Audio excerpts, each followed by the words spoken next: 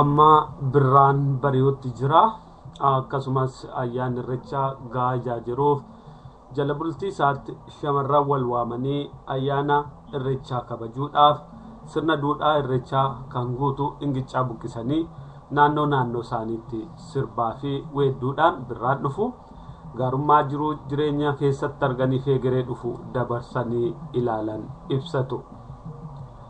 Irreechaan waggaa keessatti allama akka kabajamu sagantaa keenya darbe keessatti kaafnee turre.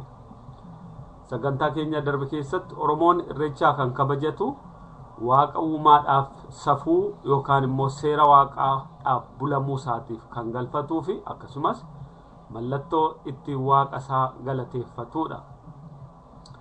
Akka ayyoonni seenaa fi aadaa Oromoo ibsanitti irreechaan waanuma duudhaa fi jiruuf jireenya Oromoo keessatti mul'ate akkasumas jiraatu sana kabajuudhaaf mallattoo kaa'amuudha.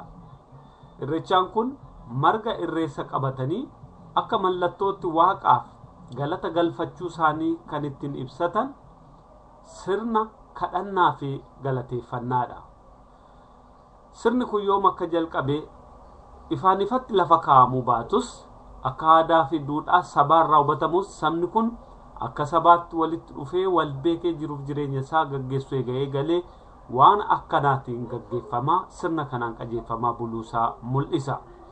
Sababni isaa yeroo tokkotti bakka tokkorraa yeroo wanti kun ka'u Oromoon inni barreeffamni wal taasisu kan waltinoomaan walitti fidu keessa hin jirre bakka tokkorraa bakka biraatti kaabarraa kaabatti kaabarraa kibbatti akkasumas lixarraa dhiyaatti kan jiru si'a tokkotti walii galee duudhaa isaa kanatti deebi'uudha.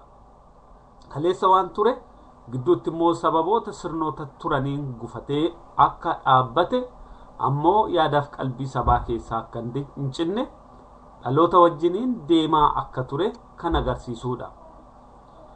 Irreechaa otoon kabajatiin Oromiyaa giddugalaa keessatti kan godhan sirnoota garaagaraa jira.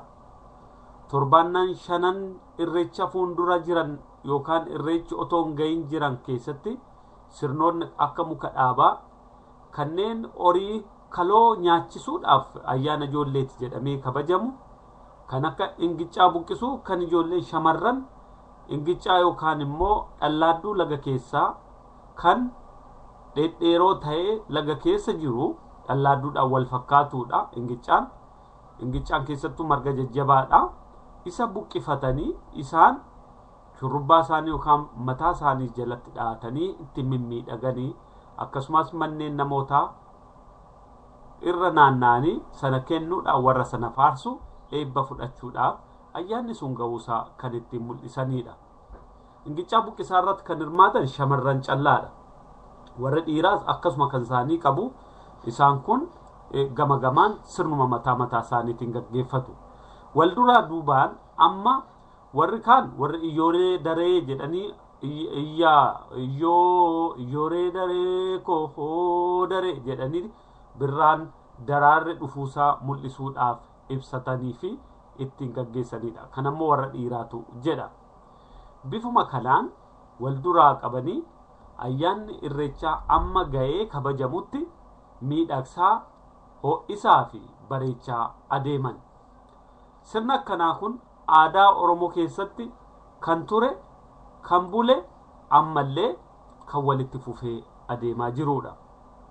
Yeroo ammaa kanattis dhaloonni keenya bakka jirurraa walitti dhufee sirna kana deebisee haaromsuu fi guddisuu irratti hojjechaa akka jiru ragaan guddaa argaa jirru ifatti ibsa. Iyyoolee daree foolleen dhufteewoo kan kana fakkaatan sirba kanaan wal fakkaatu sirban.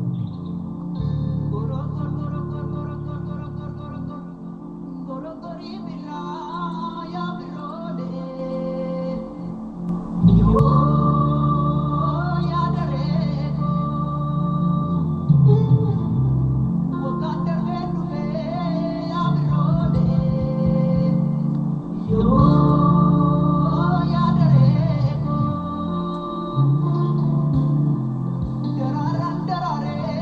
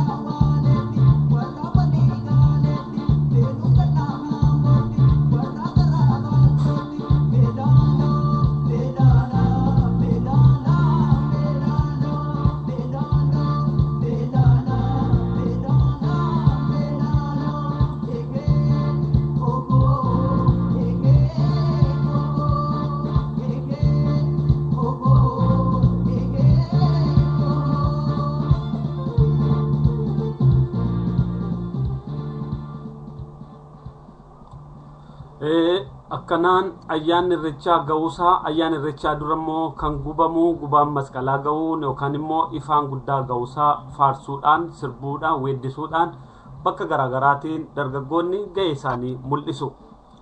Dhaloonni kamiyyuu dhaloota isa fuuldurarraa waan fudhatu waan qabuuf dhaloonni haaraan dhaloota isa fuulduraa akkaataatti faarsus kan itti agarsiisan keessaa tokko. Kaawwan deebitee kaawwan waan ganamaa waan duriin ture waan dhaloonni dhalootarraa walitti dabarsuudha.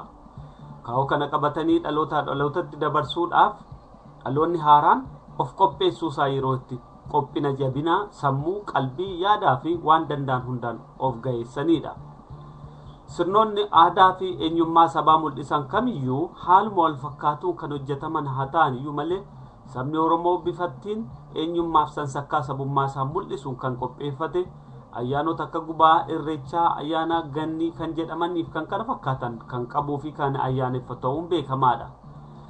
Sabni waan itti wal hubatuu fi wal ta'u qabu akkanatti walitti dhufee yeroo ayyaana sana kabajatu mallattoo tokkummaa jabina eenyummaa sabaa kan gamtaan qabu ta'uusaa waliinis kan hojjetu waliinis kan jiraatu ta'uusaa agarsiisa. Saba kan taasisus haalleen akkanaa kan waloo kan waljiniin hojjetan afaan sirba aadaa eenyummaa fi dhimma dinagdee siyaasaa kan walitti hidhee qabu hidhaa guddaa kan saba isaan jechisiisu waliin qabaachuu isaaniiti. Bifa kamiinuu sabni Oromoo saba isa kaanii gadis miti saba isa kaanii olis miti. Sabni Oromoo akka saba kamiittuu waan isaaf ta'u mataa isaatti tolfatee akkuma jiru saboota adda addaatti waan wal isa fakkeessus jiraachuu mala. Kanatu kan keenya kanatu kan Ormaati kan jedhu caalaa dubbiin deemsisu waan saba Oromoo hitichu waan saba Oromoo ijaaruu fi gargaaruu hojjetanii isaan mul'achuu isaan mul'isu isaan sabicha guddisanii adeemuudha.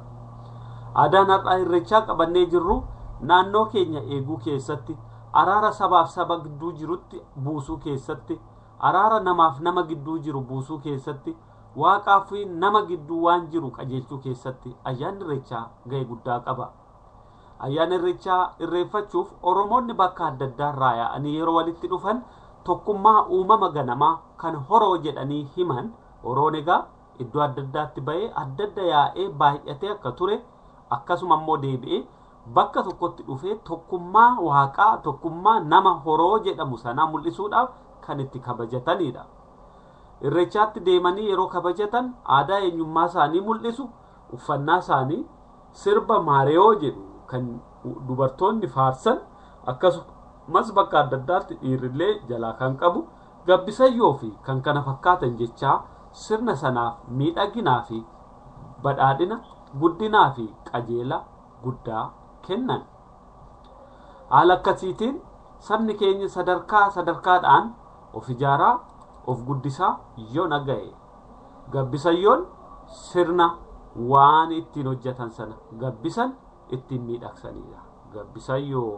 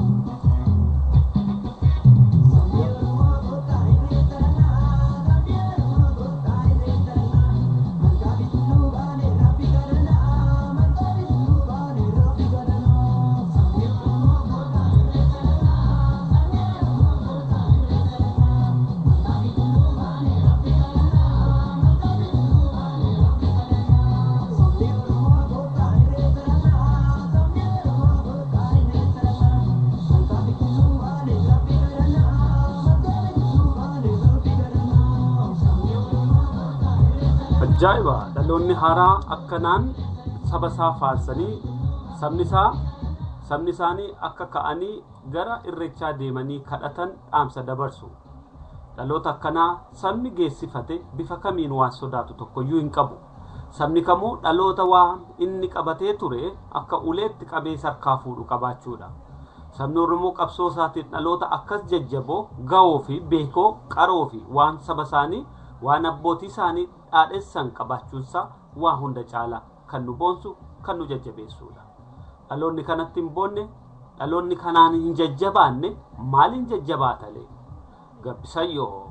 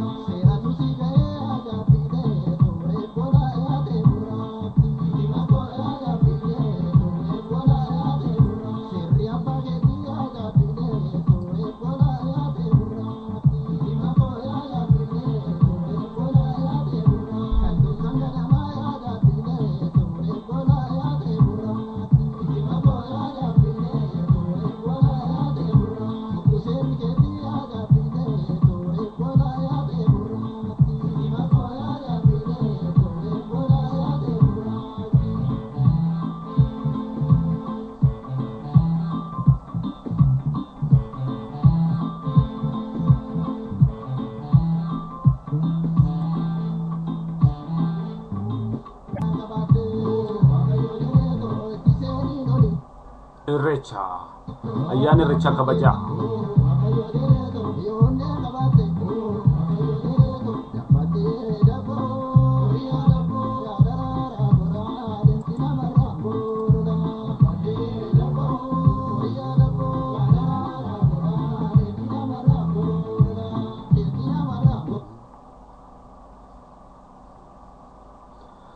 Eega akkasuma ayyaanni kunoo ayyaana nagaa fi badhaadhinaa akka ta'u hawwii keenya kun daandii ragabaati. Sagantaa keenya keessatti qophiilee maal fakkaata, maaliif kabajama, akkamitti hojjetu, sirni isaa maal fakkaata kan jedhu immoo torbee qabannee dhiyaanna. Ammaaf ayyaanni irreechaa kan nagaaf kan badhaadhinaa ta'u jecha sirba giiftii daadhii kana sin afeeruudhaan nagaatti aga torbeetti siniin jenna. Oromoon seera qaba.